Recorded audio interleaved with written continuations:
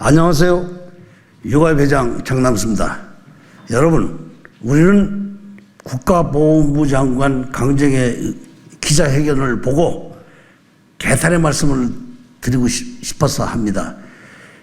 민주유공자법에 해당되는 분들은 과거 유신 때 박정희 정권, 전두환 정권에서 민주주의를 회복하기 위해서 분신, 투신, 활복 등 방법으로 고문해서 죽고 이런 방법으로 죽어가고 다쳤던 분들, 이분들을 유공자로 지정해달라고 하는 법입니다. 그런데 대한민국은 이 유공자가 세 가지 있죠. 독립, 호국, 민주인데 독립유공자와 민주유공자가 약 2%밖에 되지 않습니다. 그리고 호국분들이 유공자가 98%인데 민주유공자가 꼭 예우를 받아야 되는 이유는 근대 대한민국은 불행하게도 박정희 다카케 마오라고 하는 일본 군인이죠. 군인 출신이 구태타를 해서 19년 동안 대한민국 자기 권력대로 해나갔고 또 그 다음 전두환 정권이 12년 동안을 통치했습니다. 대한민국의 양심을 가지고 젊은 피가 끓는 사람이라면 이걸 그대로 둘 수 있습니까? 그래서 군사정권 물러나고 민주주의를 회복하자고 싸운 결과 죽고 다치고 했는데 이분들이 예우를 받지 못한다면 누가 대한민국에 이 다음에 그런 일이 있어도 다시 앞장서서 자기 몸을 던지겠습니까? 여러분, 이 강정의 국가보훈부 장관이 기자회견은 망발입니다. 절대 이 거부권을 행사를 주장해서는 안 됩니다. 여러분 감사합니다. 네, 경기 군포의 이하경입니다. 참 처참합니다. 오늘 이 자리가 있다는 것이. 윤석열 정부는 6월 항쟁이 없었다면 87년 민주화 투쟁이 없었다면 생겨날 수 없는 정권입니다. 지금도 여전히 박정희, 전두환을 이은 군사정권이 미얀마처럼 계속 독재를 하고 있었을 것입니다. 87년 2월 박종철 열사가 치안본부에서 물고문을 당하다 죽었습니다. 그래서 국가폭력에 의해서 죽어간 박종철 열사를 분노로 온 국민이 그분의 죽음을 기리면서 들고 일어났던 것이 87년 6월 항쟁입니다. 그리고 6월 항쟁 동안에 또 어떤 일이 일어났습니까? 이한열 열사가 연세 정문 앞에서 최루탄에 죽었습니다. 그런 수많은 분들이 민주화 과정에서 죽어갔습니다. 그런 분들이 없었다면 오늘의 문민정부, 민주정부가 들어설 수 있겠습니까? 직선제에 의한 대통령이 나올 수 있었겠습니까? 윤석열 대통령은 어느 나라 대통령입니까? 민주화의 희생 위해서 생긴 정부, 그 헌법에 의해서 당선된 정권 아닙니까? 대통령 아닙니까? 그런데 그 밑에 있는 보훈부 장관이라는 사람이 거부권을 운운하다니요. 이게 말이 됩니까? 대한민국에서 있을 수 있는 일입니까? 이게 민주정부 맞습니까? 국민의 정부 맞습니까? 민주화가 맞습니까? 이런 처참한 나라 우리가 용인해서 됩니까? 어떻게 거부권을 운운합니까? 이한연 열사, 박종철 열사 이런 분들이 무슨 국가유공자가 될 수 없다는 그런 이야기입니까? 국민 여러분, 이것을 용납해서는 안 됩니다. 우리가 이런 민주화운동의 열사들을 제대로 모시지 않으면 이 땅에 민주주의는 없는 거고 다시 또 독재를 그리워하는 세력들이 민주화를 전부 짓밟고 말 것입니다. 꼭 이 유공자법은 통과돼서 민주화 열사들이 우리의 고귀한 죽음을 국민 앞에서 길이길이 모시는 그런 나라가 돼야 될 겁니다. 꼭 윤석열 정권에게 경고합니다. 유공자법 통과되면 꼭 그대로 통과시켜서 우리 대한민국의 법통과 민주화의 우리 자랑스러운 기억을 유지할 수 있게 해주시기를 말씀드립니다. 감사합니다. 예, 김종민입니다. 제가 정무위 간사를 하면서 이 민주유공자법을 통과를 시켰습니다. 물론 여당의 반대가 있었습니다. 하지만 절차적으로 민주적 절차를 충분히 지켜서 통과를 시킨 법입니다. 우리가 민주주의에서 절차적 민주주의를 한다면 결국은 대화와 타협을 얘기할 것입니다. 충분한 대화를 하고 또 타협을 해서 어떤 결론을 내렸을 때 우리는 그것을 민주적 결론으로 존중하는 게 원칙입니다. 지난 30여 년 가까이 대화를 해왔습니다. 이 법이 지금 21대 국회에서 정무위에서 두세 번 소위에 올라간 법이 아닙니다. 30년 가까이 대한민국이 이 법에 대해서 토론하고 임기 만료 폐기되고 그래도 이 법 필요하다 그래서 또 다시 발의하고 30년입니다. 그동안에 여러 가지 반대 논리가 있었습니다. 그 반대 논리가 부당한 논리도 있었습니다. 이게 뭐 운동권 특혜법이다. 뭐 특혜를 준다. 정말 부당한 얘기지만 그렇게 오해를 받기가 싫어서 이번 정무위에서 다 뺐습니다. 다. 정말로 하고 싶지 않았지만 그래도 민주주의는 타협이라고 생각하고 반대하는 정당과 주장의 의견을 거의 다 반영을 했습니다.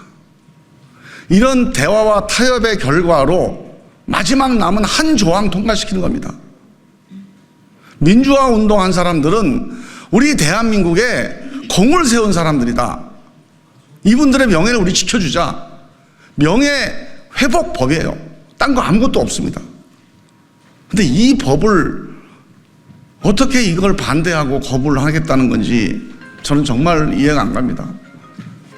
내용적으로도 이 법의 내용이 복잡한 게 아닙니다. 뭐 지금 무슨 뭐 방화범을 어떻게 하자, 무슨 사상범을 유공자로 한다 이런 마타도를 하고 있는데요. 전혀 그렇지 않습니다. 기본적으로 독립유공, 호국유공, 민주유공 이게 대한민국 법이 정하고 있는 유공입니다. 국가유공인데 그중에서 민주유공만이 불완전해요.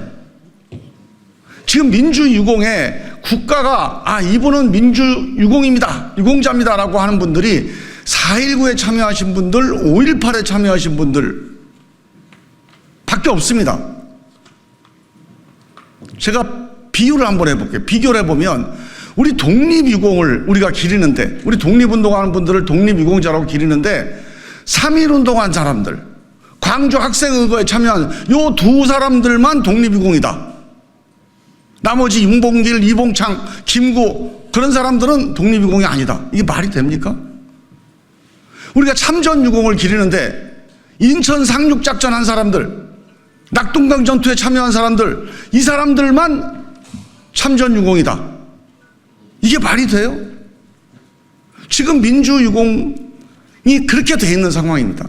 이거를 시정하고자 대부분의 우리 민주화운동 참여했던 분들을 민주유공자로 명예회복을 시키자는 겁니다. 이대로 놔두면 이분이 뭐 빨갱이다, 사상범이다, 뭐 반체제 인사다, 아직도 그런 따가운 눈초리를 받고 있는 게 현실 아닙니까? 그래서 저는 이 점에 대해서 윤석열 정부가 정말 거부권 행사하면 절대 안 된다. 이거는 대한민국의 지난 60년 민주화운동 통째로 거부하는 일이다. 이 법을 거부하는 게 아닙니다. 저는 거부권이라고 하는 게요, 이게 대통령 권한이지만 헌법이 이 권한을 부여할 때 대통령한테 이 권한을만 준 게 아니지 않습니까?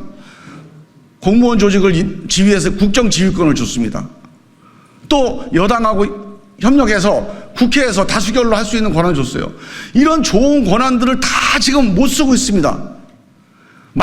남은 마지막 권한, 비상권한 하나 가지고 국정을 운영하면 되겠습니까? 늪에 빠지는 거예요. 이 거부권을 행사할수록 이 늪에서 빠져나오는 게 아니라 늪에 더 빠지게 되는 길입니다. 늪에 빠져있을 때는 움직이지 말고 그냥 국민들의 구조의 손길을 잡으면 돼요. 아, 일로 가는 게 맞다 그러면 글로 가면 됩니다. 그러면 살아날 수 있는데 그 늪에서 자기가 힘으로 살아보겠다고 계속 몸부림치면 결국 몰락하게 되어 있습니다. 이번 민주유공자법에 대한 거부권을 행사한다면 윤석열 정부 몰락의 출발이 될 거다. 저는 그렇게 확신합니다.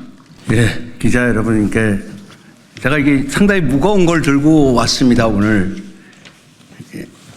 이걸 좀 보여드리는 이유는 이게 2015년에 민주화운동 명예회복 보상심의위원회에서 발간한 민주화운동 백서입니다. 여기에 근본에 그 법에 명시된 사망 상이자 829명이 깜깜이가 아니고요. 가나다 순으로 다 정리되어 있습니다. 이름 순으로. 또 사건 순으로도 다 민주화운동이 어떤 범죄에 관련성이 인정되는 사람들을 다 정리되어 있다는 말씀을 좀 드리고, 이 강정의 보훈부 장관이 이제 그 뭐 거부권 논리를 정당화하면서 거의 뭐 한 반 정도 시간을 할애해서 동의대 사건을 예를 들었습니다. 그거에 대해서 일단 좀 팩트 체크부터 해보겠습니다. 여기에 이제 동의대 사건 관련자도 나와 있습니다. 동의대 사건은 이 안에도 그 여러 한 몇십 명이 신청을 했는데 대부분 기각되고요. 논란 끝에 3명이 뭐 민주화운동 관련성이 인정이 됐습니다. 근데 그 이 3명 중에 2분은 감옥 간 걸 유죄 판결로 그 인정이 된 거고, 한 분이 상의자로 인정이 됐는데 저희가 이분하고 직접 인정된 분하고 직접 통화를 한 결과 이분은 상의자이긴 하지만 등해 등급자여서 이 법의 대상이 아닙니다.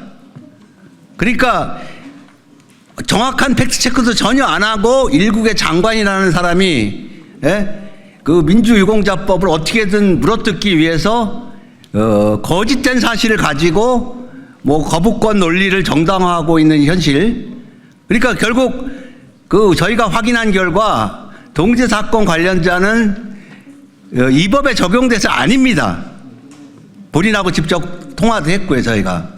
근데 그거를 뭐 국가 정체성이 흔들린다는 등 뭐 이런 얘기까지 들어가면서 거부권 행사의 논리를 사용한다는 거는 있을 수 없는 일이라고 생각이 되고, 하여튼 이 하나의 사실에서 드러나는 것처럼요, 이 보훈부는 내심은 민주유공자를 인정하고 싶지 않은 겁니다. 아까 그 몇몇 의원들도 말씀드렸지만 호국, 그 다음에 독립, 이건 어쩔 수 없이 이렇게 인정이 되지만 민주유공자는 유공자 범주에 본격적으로 포함시키고 싶지 않은 게 속내이고, 그게 바로 이제 거짓된 사실을 근거로 해서 그 거부권 행사를 정당하고, 아까 제가 말씀드렸던 이 두꺼운 이 책자를 5권짜리 책입니다. 이거 2015년에 발간된 건데 깜깜이 전혀 아니고요. 이 안에 모든 그 관련자에 대한 모든 그 정보가 상세하게 기재되어 있습니다. 그래서 전혀 뭐 지금 뭐 법 통과하는데 뭐 도대체 모르는 상태에서 어떻게 통과되느냐 이런 얘기도 새빨간 거짓말에 불과하다는 것을 좀 여러분들이 알아주시고, 나머지 뭐 여러 가지 뭐 그 거짓된 것 많은데 그동안에 많이 말씀을 드렸기 때문에 대표적인 2가지 사실만 주요 반박을 해서 뭔가 지금의 국면에서 어떻게든 유공자법 통과를 저지하려고 하는 보훈부를 강력하게 규탄하고, 국민의힘이나 또 이제 윤석열 정부가 거부권 행사에 절대로 동참해서는 안 되고, 오늘 오후에 아마 그 본회의에서 통과가 되지 않을까 예상이 되는데, 국민의힘도 늦게나마 적극적으로 동참을 좀 다시 한번 부탁드리겠습니다. 고맙습니다. 네, 정의당 강은미입니다. 기자회견문 전체를 읽지는 않고 중략해서 마지막 단락만 읽겠습니다. 강정희 장관의 발언은 윤석열 대통령의 거부권 행사를 위한 사전 작업이라 여겨진다. 대통령의 부담을 덜어주기 위한 강정희 장관의 언론 인터뷰는 애처롭기까지 하다. 오늘 21대 마지막 국회 본회의가 개최된다. 민주유공자법 제정의 마지막 기회이다. 국민의힘도 더 이상 국가보훈부 의견서 미제출을 핑계대지 말고 민주유공자법 제정에 동참하기를 바란다. 우리는 이제 민주유공자 유가족들과 국민의 염원인 민주유공자법 제정을 위해 멈추지 않을 것이다. 민주유공자법 제정을 통해 좀 더 나은 사회를 위해 나아갈 것이다. 민주유공자법 제정을 부정하는 것은 과거 독재와 권위주의 정권을 바꾸기 위해 노력한 민주화 운동을 부정하고 망각하는 것이다. 민주유공자법 제정 이후에 대통령 거부권 행사로 다시 한번 막힌다면 윤석열 대통령이 이야기한 민주주의는 거짓이요, 기만이요, 위선일 뿐이다. 민주주의를 말하면서 민주유공자 애우를 거부하는 그런 위선은 이제 필요 없다. 국민의힘은 민주유공자법 제정에 협조하라. 윤석열 대통령은 국가보훈부 장관을 앞세워 거부권 행사를 간보지 말라. 윤석열 대통령은 민주유공자법 시행을 통해 민주주의와 함께 할 것임을 행동으로 보여라. 2024년 5월 28일 기자회견 참가자 일동 이상입니다.